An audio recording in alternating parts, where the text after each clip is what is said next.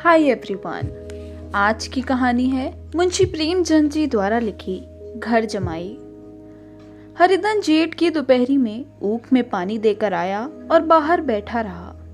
घर में से धुआं उठता नजर आता था। छन छन की आवाज भी आ रही थी। उसके दोनों साले उसके बाद आए और घर में चले गए। दोनों सालों के लड़के भी आए और उसी तरह अंदर दाखिल हो गए, पर हरिधन अंदर ना जा सका। इधर 1 महीने से उसके साथ यहाँ जो बर्ताव हो रहा है, और विशेषकर कल उसे जैसी फटकार सुननी पड़ी थी, वह उसके पांव में बेड़ियां सी डाले हुए था। कल उसकी सास ही ने तो कहा था, मेरा जी तुमसे भर गया, मैं तुम्हारी जिंदगी भर का ठेका लिए बैठी हूँ क्या। और सबसे बढ़कर अपनी स्त्री की निष्ठुरता ने उसके हृदय के टुकड़े टुकड़े कर दिए थे। वह बैठी ये फटकार सुनती रही, पर एक बार तो उसके मुंह से न निकला, अम्मा तुम क्यों इनका अपमान कर रही हो। बैठी गटगट सुनती रही। शायद मेरी दुर्गति पर खुश हो रही थी। इस घर में वह कैसे जाए? क्या फिर वही गालियां खाने, वही फटकार सुनने के लिए? और आज इस घर में जीवन के 10 साल गुजर जाने पर यह हाल हो रहा है। मैं किसी से कम काम करता हूँ? दोनों साले मीठी नींद सोते रहते हैं और मैं बैलों को सानी पानी देता हूँ, छाटी करता हूँ। वहाँ सब लोग पल पल पर चिलम पीते हैं, मैं आंखें बंद किए अपने काम में लगा रहता हूँ। सैया समय घर वाले गाने बजाने चले जाते हैं, मैं घड़ी रात तक गाय भैंसें धोता रहता हूँ। उसका यह पुरस्कार मिल रहा है कि कोई खाने को भी नहीं पूछता, उल्टे गालियाँ मिलती हैं। उसकी स्त्री घर में से डोल लेकर निकली और बोली, जरा इस कुएं से खींच लाओ, एक बूंद पानी नहीं है। हरिधन ने डोल लिया और कुएं से पानी भर लाया। उसे जोर की भूख लगी हुई थी, समझा अब खाने को बुलाने आवेगी। मगर स्त्री डोल लेकर अंदर गई तो वहीं की हो रही। हरिधन थका मांधा शुदा से व्याकुल पड़ा पड़ा सो गया। सहसा उसकी स्त्री गुमानी ने आकर उसे जगाया। हरिधन ने पड़े पड़े कहा, क्या है, क्या पड़ा भी ना रहने देगी और पानी चाहिए? गुमानी कटु स्वर में बोली, गुर्राते क्या हो, खाने को तो बुलाने आई हूँ। हरिधन ने देखा उसके दोनों साले और बड़े साले के दोनों लड़के भोजन किए चले आ रहे थे। उसकी देह में आग लग गई। मेरी अब ये नौबत पहुंच गई कि इन लोगों के साथ बैठकर खा भी नहीं सकता। ये लोग मालिक हैं, मैं इनकी जूठी थाली चाटने वाला हूँ।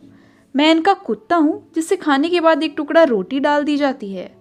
यही घर है जहाँ आज से 10 साल पहले उसका कितना आदर सत्कार होता था। साले गुलाम बने रहते थे, सास मुंह जोती रहती थी, स्त्री पूजा करती थी। तब उसके पास रुपये थे, जायदाद थी। अब वह दरिद्र है। उसकी सारी जायदाद को इन्हीं लोगों ने कूड़ा कर दिया। अब उसे रोटियों के भी लाले हैं। उसके जी में एक ज्वाला सी उठी कि इसी वक्त अंदर जाकर सास को और सालों को भिगो भिगो कर लगाए, पर जब्त करके रह गया। पड़े पड़े बोला, मुझे भूख नहीं है, आज ना खाऊंगा। गुमानी ने कहा, ना खाओगे मेरी बला से? हाँ नहीं तो खाओगे, तुम्हारे ही पेट में जाएगा, कुछ मेरे पेट में थोड़े ही चला जाएगा। हरिधन का क्रोध अब आंसू बन गया। यह मेरी स्त्री है जिसके लिए मैंने अपना सर्वस्व मिट्टी में मिला दिया। मुझे उल्लू बनाकर यहाँ सब अब निकाला देना चाहती है। वह अब कहाँ जाए, क्या करे? उसकी सास आकर बोली, चलकर खा क्यों नहीं लेते, रूठते किस पर हो? यहाँ तुम्हारे नखरे सहने का किसी में बूता नहीं है। जो देते हो वह मत देना, और क्या करोगे? तुमसे बेटी ब्याही है, कुछ तुम्हारी जिंदगी का ठेका नहीं लिखा है। हरिधन ने मर्माहत होकर कहा, हाँ अम्मा, मेरी भूल थी कि मैं यही समझ रहा था। अब मेरे पास क्या है कि तुम मेरी जिंदगी का ठेका लोगी? जब मेरे पास भी धन था तब सब कुछ आता था। अब दरिद्र हूं, तुम क्यों बात पूछोगी? बूढ़ी सास भी मुंह फुलाकर भीतर चली गई। बच्चों के लिए बाप एक फालतू सी चीज, एक विलास की वस्तु है, जैसे घोड़े के लिए चने या बाबुओं के लिए मोहन भोग। माँ रोटी दाल है। मोहन भोग उम्र भर ना मिले तो किसका नुकसान है, मगर एक दिन रोटी दाल के दर्शन ना हो तो फिर देखिए क्या हाल होता है। पिता के दर्शन कभी कभी शाम सवेरे हो जाते हैं। वह बच्चे को उछालता है, दुलारता है, कभी गोद में लेकर या उंगली पकड़कर सैर कराने ले जाता है, और बस यही उसकी कर्तव्य की रीति है। वह परदेश चला जाए, बच्चे को परवाह नहीं होती, लेकिन माँ तो बच्चे का सर्वस्व है। बालक 1 मिनट के लिए भी उसका वियोग नहीं सह सकता। पिता कोई हो, उसे परवाह नहीं, केवल एक उछलने कूदने आदमी होना चाहिए। लेकिन माता तो अपनी ही होनी चाहिए, 16 आने अपनी, वही रूप, वही रंग, वही प्यार, वही सब कुछ। वह अगर नहीं है तो बालक के जीवन का स्रोत मानो सूख जाता है। फिर वह शिव का नंदी है, जिस पर फूल या जल चढ़ाना लाजमी नहीं, आखितारी है। हरिधन की माता का आज 10 साल हुए देहांत हो गया था। उस वक्त उसका विवाह हो चुका था। वह 16 साल का कुमार था, पर माँ के मरते ही उसे मालूम हुआ मैं कितना निस्सहाय हूँ, जैसे उस पर उसका कोई अधिकार ही न रहा हो। बहनों के विवाह हो चुके थे, भाई कोई दूसरा न था। बेचारा अकेले घर में जाते भी डरता था। माँ के लिए रोता था, पर माँ की परछाई से डरता था। जिस कोठरी में उसने देह त्याग किया था, उधर वह आंखें तक न उठाता। घर में एक बुआ थी, वह हरिधन का बहुत दुलार करती। हरिधन को अब दूध ज्यादा मिलता, काम भी कम करना पड़ता। बुआ बार बार पूछती, बेटा कुछ खाओगे? बाप भी अब उसे ज्यादा प्यार करता। उसके लिए एक गाय मंगवा दी। कभी कभी उसे कुछ पैसे दे देता कि जैसे चाहे खर्च करे। पर इन मरहमों से वह घाव न पूरा होता था, जिसने उसकी आत्मा को आहत कर दिया था। यह दुलार और प्यार उसे बार बार माँ की याद दिलाता। माँ की घुड़कियों में जो मजा था, वह कहाँ इस दुलार में। माँ से मांग कर, लड़कर, ठुनक कर, रूठ कर लेने में जो आनंद था, वह क्या इस भिक्षाधान में था? पहले वह स्वस्थ था, मांग कर खाता, लड़ लड़ कर खाता। अब वह बीमार था। अच्छे से अच्छे पदार्थ उसे दिए जाते थे, पर भूख न थी। साल भर तक वह इस दशा में रहा। फिर दुनिया बदल गई। एक नई स्त्री, जिसे लोग उसकी माता कहते थे, उसके घर में आई और देखते देखते एक काली घटा की तरह उसके संकुचित भूमंडल पर छा गई। सारी हरियाली, सारे प्रकाश पर अंधकार का पर्दा पड़ गया। हरिधन ने इस नकली माँ से बात तक न की, कभी उसके पास गया तक नहीं। एक दिन घर से निकला और ससुराल चला आया। बाप ने बार बार बुलाया, पर उनके जीते जी वह फिर उस घर में न गया। जिस दिन उसके पिता के देहांत की सूचना मिली, उसे एक प्रकार का ईर्ष्या में हर्ष हुआ। उसकी आंखों से आंसू की एक बूंद भी न आई। इस नए संसार में आकर हरिधन को एक बार फिर मातृ स्नेह का आनंद मिला। उसकी सास ने ऋषि वरदान की भांति उसके शून्य जीवन को विभूतियों से परिपूर्ण कर दिया। मरुभूमि में हरियाली उत्पन्न हो गई। सालियों की चुहल में, सास के स्नेह में, सालों के वाक विलास में और स्त्री के प्रेम में उसके जीवन की सारी आकांक्षाएं पूरी हो गईं। सास कहती, बेटा तुम इस घर को अपना ही घर समझो, तुम ही मेरी आंखों के तारे हो। वह उससे अपने लड़कों की, बहुओं की शिकायत करती। वह दिल में समझता था, सास जी मुझे अपने बेटों से भी ज्यादा चाहती हैं। बाप के मरते ही वह घर गया और अपने हिस्से की जायदाद को कूड़ा करके रुपये की थैली लिए हुए आ गया। अब उसका दूना आदर सत्कार होने लगा। उसने अपनी सारी संपत्ति सास के चरणों पर अर्पण करके अपने जीवन को सार्थक कर दिया। अब तक उसे कभी कभी घर की याद आ जाती थी, अब भूल कर भी उसे याद ना आती, मानो वह उसके जीवन का कोई भीषण कांड था, जिसे भूल जाना ही उसके लिए अच्छा था। वह सबसे पहले उठता, सबसे ज्यादा काम करता। उसका मनोयोग, उसका परिश्रम देखकर गांव के लोग दांतों तले उंगली दबाते थे। उसके ससुर का भाग बखानते, जिसे ऐसा दामाद मिल गया। लेकिन ज्यों ज्यों दिन गुजरते गए, उसका मान सम्मान घटता गया। पहले देवता, फिर घर का आदमी, अंत में घर का दास हो गया। रोटियों में भी बाधा पड़ गई, अपमान होने लगा। अगर घर के लोग भूखों मरते और साथ ही उसे भी बनना पड़ता, तो उसे जरा भी शिकायत ना होती। लेकिन जब देखता और लोग मूंछों पर ताव दे रहे हैं, केवल मैं ही दूध की मक्खी बना दिया गया हूँ, तो उसके अंतःस्थल से एक लंबी ठंडी आह निकल आती। अभी उसकी उम्र 25 साल की ही तो थी। इतनी उम्र में इस घर में कैसे गुजरेगी? और तो और उसकी स्त्री ने भी आंखें फेर ली। यह उस विपत्ति का सबसे क्रूर दृश्य था। हरिधन तो उधर भूखा प्यासा चिंतादाह में जल रहा था, इधर घर में सास जी और दोनों सालों में बात हो रही थी। गुमानी भी हाँ में हाँ मिलाती जाती थी। बड़े साले ने कहा, हम लोगों की बराबरी करते हैं, ये नहीं समझते कि किसी ने उनकी जिंदगी भर का बीड़ा थोड़े लिया है। 10 साल हो गए, इतने दिनों में क्या 2-3 हजार नहर पे गए होंगे। छोटे साले बोले, मजबूर हो तो आदमी घुड़के भी, डांटे भी, अब इनसे कोई क्या कहे। न जाने इनसे कभी पिंड छूटेगा भी या नहीं। अपने दिल में समझते होंगे मैंने 2000 रुपये नहीं दिए हैं। ये नहीं समझते कि उनके 2000 रुपये कब के उड़ चुके। 1.25 सेर तो 1 जून को चाहिए। सास ने गंभीर भाव से कहा, बड़ी भारी खुराक है। गुमानी माता के सिर से जूं निकाल रही थी। सुलगते हुए हृदय से बोली, निकम्मे आदमी को खाने के सिवा और काम ही क्या रहता है। बड़े, खाने की कोई बात नहीं है, जिसकी जितनी भूख तो उतना खाए, लेकिन कुछ पैदा भी तो करना चाहिए। ये नहीं समझते कि पहुनई में किसी के दिन कटे हैं। छोटे साले बोले, मैं तो एक दिन कह दूंगा, अब अपनी राह लीजिए, आपका कर्जा नहीं खाया है। गुमानी घर वालों की ऐसी ऐसी बातें सुनकर अपने पति से द्वेष करने लगी थी। अगर वह बाहर से 4 पैसे लाता तो इस घर में उसका कितना मान सम्मान होता, वह भी रानी बनकर रहती। न जाने क्यों कहीं बाहर जाकर कमाते उसकी नानी मरती हैं। गुमानों की मनोवृत्तियां अभी तक बिल्कुल बालपन की सी थीं। उसका अपना कोई घर न था। उसी घर का हित अहित उसके लिए भी प्रधान था।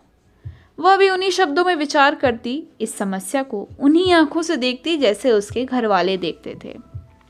सच तो 2000 रुपये में क्या किसी की मोल ले लेंगे। 10 साल में 2000 होते ही क्या हैं। 200 ही तो साल भर के हुए। क्या 2 आदमी साल भर में 200 भी ना खाएंगे। फिर कपड़े लत्ते दूध घी सब कुछ तो है। 10 साल हो गए, एक पीतल का छल्ला नहीं बना। घर से निकलते तो जैसे इनके प्राण निकलते हैं। जानते हैं जैसे पहले पूजा होती थी वैसे ही जन्म भर होती रहेगी। ये नहीं सोचते कि पहले और बात थी, अब और बात है। बहू तो पहले ससुराल जाती है, उसका कितना महात्म होता है। उसके डोली से उतरते ही बाज बजते हैं, गांव मोहल्ले की औरतें उसका मुंह देखने आती हैं और रुपये देती हैं। महीनों उसे घर भर से अच्छा खाने को मिलता है, अच्छा पहनने को, कोई काम नहीं लिया जाता, लेकिन 6 महीने के बाद कोई उसकी बात भी न पूछता। वह घर घर की लौंडी हो जाती है। उनके घर में मेरा भी तो वही गति होती, फिर काहे का रोना। जो ये कहो कि मैं तो काम करता हूँ तो तुम्हारी भूल है। मजबूर की और बात है। उसे आदमी डांटता भी है, मारता भी है, जब चाहता है रखता है, जब चाहता है निकाल देता है। कस कर काम लेता, ये नहीं कि जब जी में आया कुछ काम किया, जब जी में आया पढ़कर सो रहे। हरदन अभी बड़ा अंदर ही अंदर सुलग रहा था कि दोनों साले बाहर आए और बड़े साहब बोले, भैया उठो, तीसरा पहर ढल गया, कब तक सोते रहोगे, सारा खेत पड़ा हुआ है। हरदन चट उठ बैठा और तीव्र स्वर में बोला, क्या तुम लोगों ने मुझे उल्लू समझ लिया है। दोनों साले हक्के बक्के हो गए। जिस आदमी ने कभी जबान नहीं खोली, हमेशा गुलामों की तरह हाथ बांध हाजिर रहा, वह आज एकाएक इतना आत्माभिमानी हो जाए, ये उनको चौंका देने के लिए काफ़ी था। कुछ जवाब न सूझा। हरिधन ने देखा इन दोनों के कदम उखड़ गए हैं तो एक धक्का और देने की प्रबल इच्छा को ना रोक सका। उसी ढंग से बोला, मेरी भी आंखें हैं, अंधा नहीं हूँ न बहरा ही हूँ। छाती फाड़ कर काम करूँ और उस पर भी कुत्ता समझा जाए, ऐसे गो और कहीं होंगे। अब बड़े साले भी गर्म पड़े, तुम्हें किसी ने यहाँ बांध तो नहीं रखा है। आपके हरिधन लाजवाब हुआ, कोई बात न सूझी। बड़े ने फिर उसी ढंग से कहा, अगर तुम ये चाहो कि जन्म भर पाहुने बने रहो और तुम्हारा वैसा ही आदर सत्कार होता रहे तो ये हमारे वश की बात नहीं है। हरिधन ने आंखें निकाल कर कहा, क्या मैं तुम लोगों से कम काम करता हूँ। बड़े, ये कौन कहता है। हरिधन, तो तुम्हारे घर की नीति है, जो जब से ज्यादा काम करे वही भूखों मारा जाए। बड़े, तुम खुद खाने नहीं आए, क्या कोई तुम्हारे मुंह में कौर डाल देता। हरिधन ने ओट चबा कर कहा, मैं खुद खाने नहीं गया तो कहते तुम्हें लाज नहीं आती। नहीं आई थी बहन तुम्हें बुलाने। छोटे साले ने कहा, अम्मी भी तो आई थी, तुमने कह दिया मुझे भूख नहीं है तो क्या करती। सास भीतर से लपकी चली आ रही थी। ये बात सुनकर बोली, कितना कहकर हार गई, कोई उठे ना तो मैं क्या करूं। हरिधन ने विष, खून और आग से भरे हुए स्वर में कहा, मैं तुम्हारे लड़कों का जूठा खाने के लिए हूँ? मैं कुत्ता हूँ कि तुम लोग खाकर मेरे सामने रूखी रोटी का टुकड़ा फेंक दो? बुढ़िया ने ऐंठ कर कहा, तो क्या तुम लड़कों की बराबरी करोगे? हरिधन परास्त हो गया। बुढ़िया ने एक ही वाक प्रहार में उसका काम तमाम कर दिया। उसकी तनी हुई भवें ढीली पड़ गईं, आंखों की आग बुझ गई, फड़कते हुए नथने शांत हो गए। किसी आहत मनुष्य की भांति वह जमीन पर गिर पड़ा। क्या तुम मेरे लड़कों की बराबरी करोगे? यह वाक्य एक लंबे भाले की तरह उसके हृदय में चुभता चला जाता था। न हृदय का अंत था, न उस भाले का। सारे घर ने खाया पर हरिधन न उठा। सास ने मनाया, सालियों ने मनाया, ससुर ने मनाया, दोनों साले मनाकर थक गए। हरिधन ना उठा। वहीं द्वार पर एक टाट पर पड़ा था। उसे उठाकर सबसे अलग कुएं पर ले गया और जगत पर बिछाकर पड़ा रहा। रात भीग चुकी थी। अनंत प्रकाश में उज्जवल तारे बालकों की भांति क्रीड़ा कर रहे थे।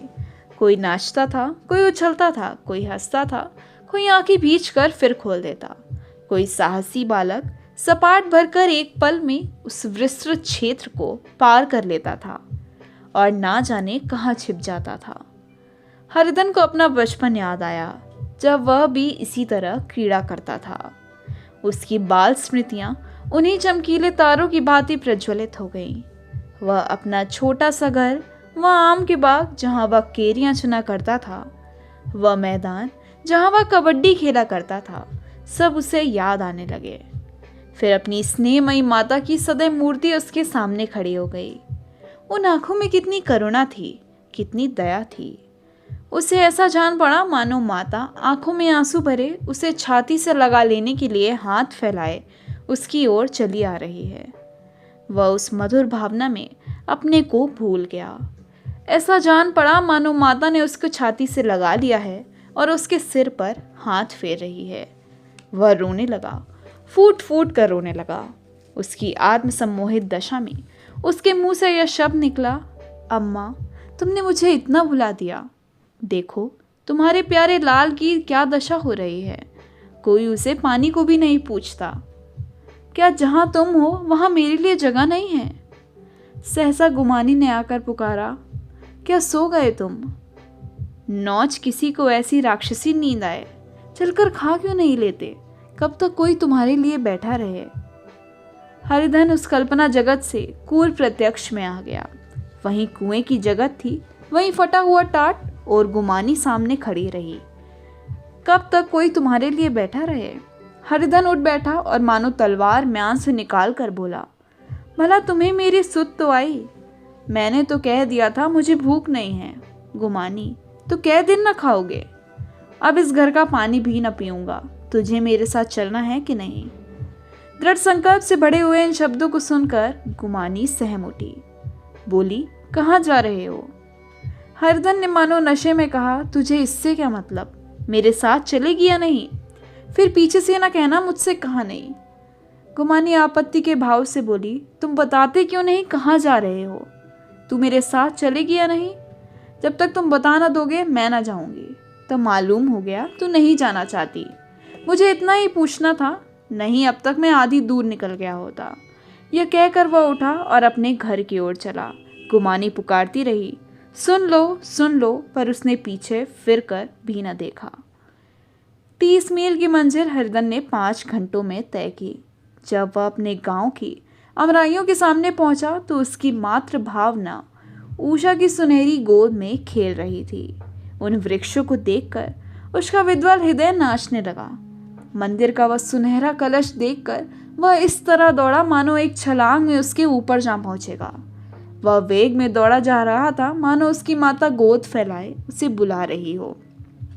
जब वह आमों के बाग में पहुंचा, जहां डालियों पर बैठकर वह हाथी की सवारी का आनंद पाता था, जहां की कच्ची बेरों और लिसोड़ों में एक स्वर्गीय स्वाद था, तो वह बैठ गया और भूमि पर सिर झुकाकर रोने लगा, मानो अपनी माता को अपनी विपत्ति कथा सुना रहा हो। वहां की वायु में, प्रकाश में मानो उसकी विराट रूपिणी माता व्याप्त हो रही थी।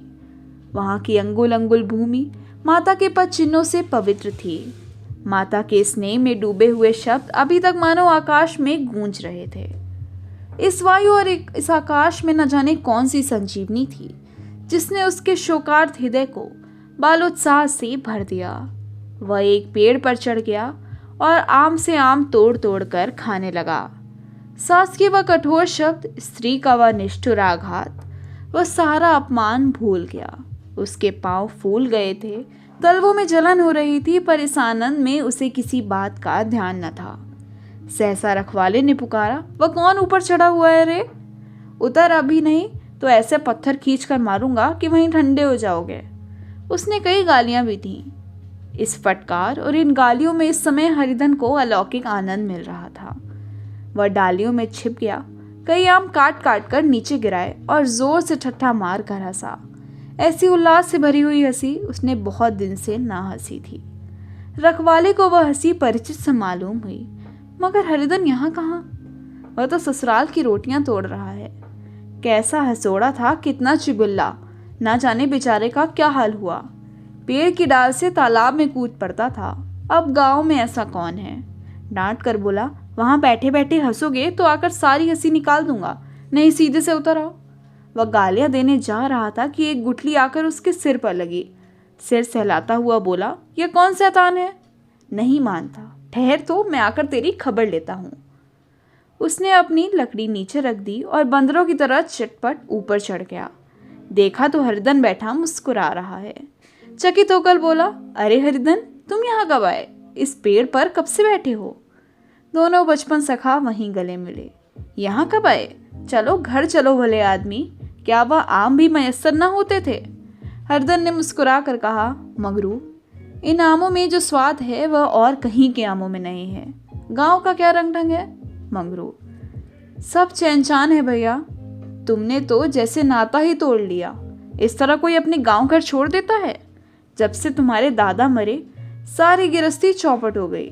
2 छोटे छोटे लड़के हैं, उनके किए क्या होता है? हरिधन, मुझे अब उसी गिरस्ती से क्या वास्ता है भाई, मैं तो अपने ले दे चुका। मजूरी तो मिलेगी ना, तुम्हारी गया में ही चारा कर दिया करूंगा, मुझे खाने को दे देना। मंगरू ने अविश्वास भाव से कहा, अरे भैया कैसी बात करते हो, तुम्हारे लिए जान तक हाजिर है। क्या ससुराल में अपना रहोगे? कोई चिंता नहीं, पहले लो, तुम्हारा ही घर है, उसे संभालो, छोटे छोटे बच्चे हैं उनको पालो। तुम नई अम्मा से नाहक डरते थे, बड़ी सीधी है बेचारी, बस अपनी माँ ही समझो, तुम्हें पाकर तो निहाल हो जाएगी। अच्छा, घरवाली को भी तो लाओगे? हरिधन, अब उसका मुंह न देखूंगा, मेरे लिए वह मर गई। मंगरू, तो दूसरी सगाई हो जाएगी, अब की ऐसी मेहरिया ला दूंगा कि उसके पैर धो धोकर पियोगे, लेकिन कहीं पहली भी आ गई तो? हरिधन, वह ना आएगी।